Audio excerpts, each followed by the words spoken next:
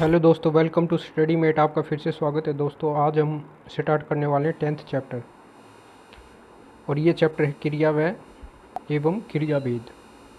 और आपको जो कंप्लीट प्लेलिस्ट है वो डिस्क्रिप्शन में दी गई है और हमारे यूट्यूब चैनल को एक्सप्लोर करते रहिए। और जो टेलीग्राम का लिंक है उसको भी जाके ज्वाइन कर लो, क्योंकि टेलीग्राम पे हम इम्पोर्टेंट अपडेट प्रोवाइड करवाते हैं। आज हम स्टार्ट करेंगे 10th चैप्टर क्रिया एवं क्रियाभेद। तो परिभाषा क्या है?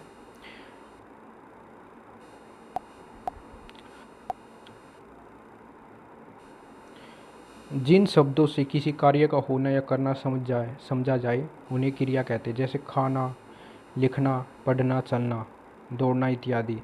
हिंदी में क्रिया के रूप लिंग, वचन और पुरुष के अनुसार बदलते हैं। हिंदी में क्रिया के रूप लिंग और वचन क्रम के अनुसार बदलते हैं। क्रिया के मूल रूप को धातु कहते हैं। धातु के साथ ना जोड़ने से क्रिया का सामान्य रूप बन जाता है। जैसे पढ़ धातु में ना, जोड़ने से क्या बन गया? पढ़ना। ठीक है। ऐसे ही लिखना, इसमें क्या है? ना। चलना में ना। ठीक। अब है क्रिया के भेद। क्रिया के मुख्य रूप से दो भेद होते हैं। सकर्मक क्रिया, अकर्मक क्रिया। सकर्मक क्रिया कौन सी होती है? जिन क्रियाओं के कार्य का फल कर्ता को छोड़कर कर्म पर पड़ता है उन्हें सकर्मक क्रिया कहते हैं। जैसे अध्यापक ने लड़के को पीटा। इस वाक्य में कर्ता द्वारा पीटने के कार्य का फल लड़के कर्म पर पड़ रहा है। ठीक है। तो ये एग्जाम में पूछते सकर्मक और अकर्मक, क्योंकि डायरेक्ट नहीं पूछेंगे क्रिया क्या है। और सेकंड है अकर्मक क्रिया। जिन क्रियाओं के कार्य का फल कर्ता पर ही पड़ता है उन्हें अकर्मक क्रिया कहते हैं। जैसे विद्यार्थी पढ़ता है। इस वाक्य में पढ़ना क्रिया का फल विद्यार्थी कर्ता पर पड़ता है, तो इस वाक्य में अकर्मक क्रिया है। जिन धातुओं का प्रयोग अकर्मक और सकर्मक के रूपों में होता है उन्हें उभयवित धातु कहते हैं। तो याद कर लेना, वैसे डेफिनेशन के तौर पर कम ही पूछते हैं। कुछ क्रियाएं एक क्रम और दो क्रम वाली होती है। ठीक। जैसे राहुल ने रोटी खाई। इस वाक्य में एक ही क्रम है, किंतु अजय अमन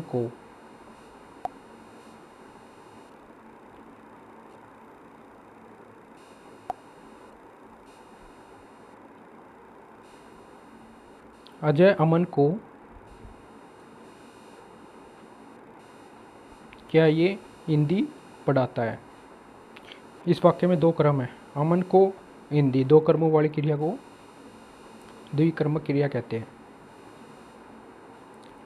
क्रियाओं के अन्य भेद, इसके अब फर्दर डिवाइड कर दिया। कौन से? चार भेद है। कौन कौन से? संयुक्त क्रियाएं। संयुक्त क्रिया किसे कहते हैं? दो या दो से अधिक क्रियाओं के योग से जो पूर्ण क्रिया बनती है उन्हें क्या कहते हैं? संयुक्त क्रिया। जैसे राम खाना खाता है। इस वाक्य में खाना खा चुका है, राम खाना खा चुका है। अब इसमें संयुक्त क्रिया कैसे हुई? देखो, खाना और चूकना दो क्रियाओं के योग से क्रिया बनी है, अतः यह संयुक्त क्रिया है। संयुक्त क्रिया अभ्यास, अनिष्टता, अनुमति, अवकाश, आरंभ, इच्छा, पूर्णता, समाप्ति इत्यादि अर्थों में प्रयुक्त होती है। ये याद रखना। जैसे अनुमति लेनी हो किसी से, ठीक है, उसके लिए भी अवकाश लेना हो। सेकंड है नाम धातु। जो क्रिया संज्ञा या सर्वनाम से बनती है उन्हें नाम धातु क्रिया कहते हैं। जैसे संज्ञा से बात से बतियाना, हाथ से हथियाना, लात से ले जाना। ठीक। सर्वनाम से कौन सी? अपना से अपनाना। विशेषण से गर्म से गरमाना। प्रेरणार्थक क्रिया कौन सी है? जिन क्रियाओं से ये बोध होता है कि कर्ता स्वयं कार्य न करके किसी दूसरे को कार्य करने के लिए प्रेरित करता है उन्हें प्रेरणार्थक क्रिया कहते हैं। जैसे राम मोहन से प्रश्न हल करवाते हैं, मतलब करवा रहा है वो। ठीक है, प्रेरणार्थक। इस वाक्य में राम स्वयं कार्य नहीं कर रहा, बल्कि वह मौन से करवा रहा है। सेकंड है, इसके प्रेरणार्थक के भी दो हैं रूप, पढ़ना से पढ़ाना, पढ़वाना, सुनना से सुनाना, सुनवाना। ये इम्पोर्टेंट है, एग्जाम में पूछ लेते हैं, ठीक है, तो ये याद रखना। पूर्वकालिक, कौन सी क्रिया होती है पूर्वकालिक? जिन क्रियाओं के पहले कोई अन्य क्रिया की जाए, पूर्वकालिक क्रिया कहते हैं। पूर्वकालिक क्रिया का मूल रूप होती है, उसके साथ कर या करके प्रयोग होता है। ठीक, वह खाना खाकर सो गया, मतलब खाना खा लिया और फिर सो गया, ये हो गई पहली क्रिया। ठीक है, फिर ये दूसरा, फिर सो गया। अपना पाठ पढ़कर खेलो, पाठ मतलब पढ़ो और फिर खेलो। ठीक, क्रियाओं में रूपांतर, क्रिया विकारी शब्द है, अतः इसके रूप में परिवर्तन होता रहता है। इसके परिवर्तन के 6 आधार हैं। कौन कौन से? वाच्य, वृत्ति, पुरुष, लिंग, वचन, काल।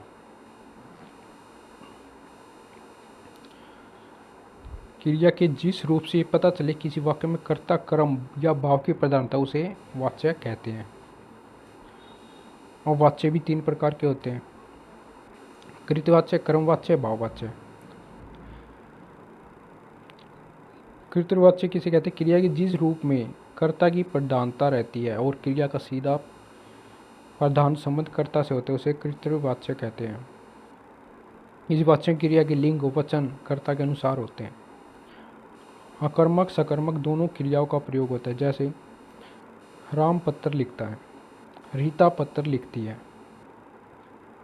इसमें क्या आ गया? राम, कर्ता आ गया। ठीक है, पत्र लिखता है, इसमें कर्ता की प्रधानता रहती है, कर्ता के बिना नहीं हो सकता ये जो क्रिया है। ठीक है, अगला एक कर्मवाच्य है। क्रिया के जिस रूप में कर्म की प्रधानता है, क्रिया का सीधा संबंध कर्म से होता है, उसे कर्मवाच्य कहते हैं।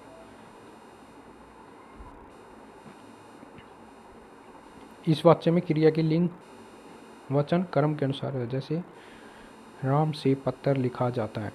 अब इसमें क्या है? राम से पत्र लिखा जाता है, कर्म किया गया ना, राम से पत्र लिखा जाता है, लिखा। ठीक है, लिखा जाता है, क्रिया का संबंध पत्र कर्म से इस वाक्य में। ठीक, अतः ये वाक्य कर्मवाच्य है। इस वाक्य में सकर्मक क्रिया के ही वाक्य होते हैं, कर्म क्रिया की नहीं, ये भी याद रखना। सकर्मक क्रिया होती है इसमें। भाववाच्य क्रिया के जिस रूप में भाव की प्रधानता होती है और क्रिया का सीधा संबंध भाव से होता है, भाववाच्य। जैसे सीता से गाया नहीं जाता, इसमें भाव है कि मतलब कोई प्रॉब्लम होगी जिससे गाया नहीं जाता, आराम से बैठा नहीं जाता, अतः इन वाक्य में भाव की प्रधानता है, ये वाक्य भाववाच्य है। अब आगे है वृत्ति। क्रियार्थ, क्रिया की जिस रूप से वक्ता के भाव का बोध होता है, उसे वृत्ति कहते हैं। 6 रूप है। निश्चयार्थ, क्रिया के जिस रूप से निश्चित सूचना प्राप्त होती है, निश्चयार्थ कहते हैं उसे। जैसे लड़का पढ़ता है। ठीक, यहाँ पे लड़का भी कन्फर्म है और पढ़ रहा है। अज्ञार्थ, क्रिया के जिस रूप से आज्ञा, उपेक्षा, प्रार्थना आदि का बोध होता है, उसे अज्ञार्थ कहते हैं। जैसे रमेश पुस्तक पढ़ो, जिसमें आज्ञा दी गई है, ऑर्डर दिया गया हो। ठीक है, ये याद रखना। ममता चाय लाओ। संभावनार्थ, क्रिया की जिस रूप से अनुमान या संभावना आदि का बोध हो, उसे संभावनार्थ कहते हैं। जैसे शायद वे मुकुल का भाई है। ठीक है, शायद आ गया तो संभावना है, इसमें कन्फर्म नहीं है। ऐसे ही इच्छार्थ, क्रिया के जिस रूप से इच्छा, कामना, आशीर्वाद आदि का बोध हो, उसे इच्छार्थ कहते हैं। जैसे सदा खुश रहो, काश मैं मुख्यमंत्री होता।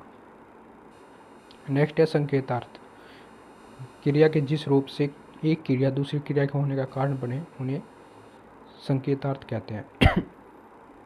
जैसे यदि तुम पढ़ते तो अवश्य सफल होते, बारिश अच्छी लगी, बारिश अच्छी होगी तो फसल भी अच्छी होगी। ठीक है, यदि तुम पढ़ते संकेतार्थ है इसमें। यदि अगर ये ऐसा होता तो ये ऐसा हो जाता, मतलब वो एक संकेत ही दे रहा है। ठीक है, ये याद रखना। संदेहार्थ में क्या है? क्रिया के जिस रूप कार्य के पूरा होने का संदेह हो। जैसे अजय खाना खा रहा होगा, विजय गीत गा रहा होगा। यहाँ पे कंफ्यूज मत होना, संदेहार्थ, संकेतार्थ और संभावना, इन तीनों को रट लो, ठीक है। तो नेक्स्ट वीडियो मिलते हैं दोस्तों, नेक्स्ट चैप्टर को करवाएंगे हम, नेक्स्ट चैप्टर कारक का।